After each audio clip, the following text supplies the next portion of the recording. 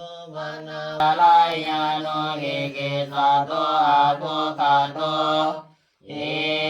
ติปิโสภะคะวะอะระหังสัมมาสัมพุทโธเว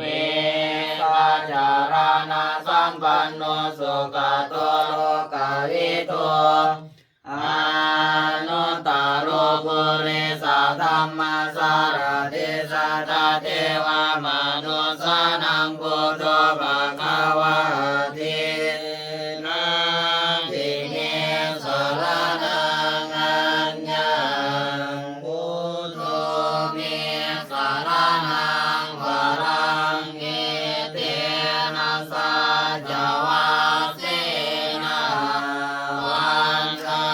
ยังสัตตุสัสสะนิบุญธังเมวันสัมปริ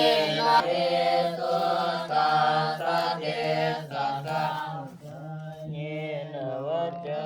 นะวะเทสัสสะวะพุทเทกุขังมังมะกะตังมะยะยังพุทโธ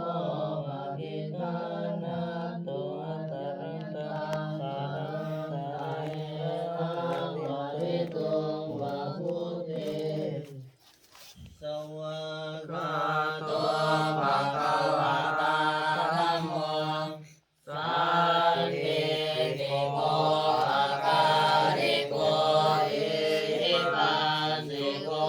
โอปันนายิโกปัจจาตังเวสิตาโพวิญโยเอติ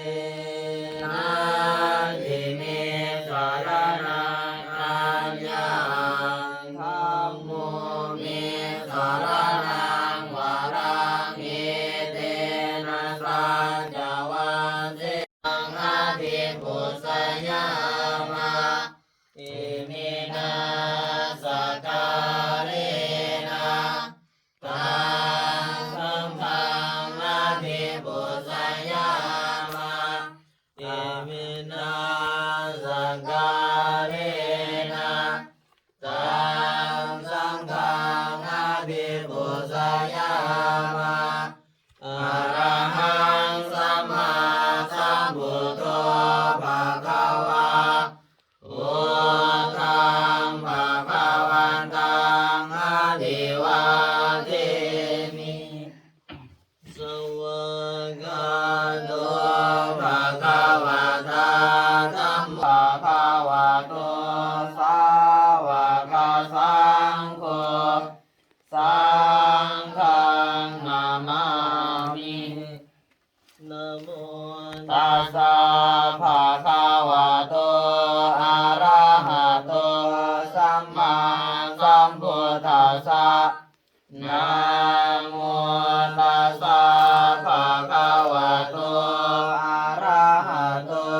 สัมมาสัมพุทธัสสะ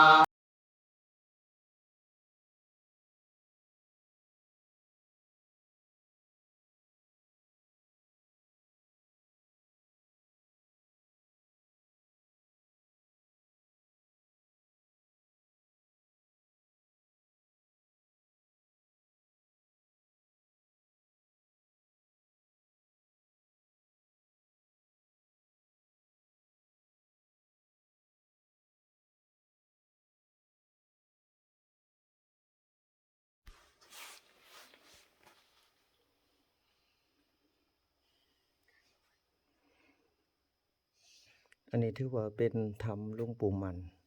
แล้วก็ธรรมหลวงปู่คูณอยู่ที่ ภูเขาควายสปป.ลาวมื้อนี้ถือว่าเป็นมื้อวันที่23เดือน1ปี2023จะได้มีการไหว้พระสวดมนต์อยู่ในธรรมหลวงปู่มันหลวงปู่คูณอยู่ที่ภูเขาควายประเทศลาวในการย่างจริกธุดงค์ถือว่าหลายเดือนคือกันได้มาฮอด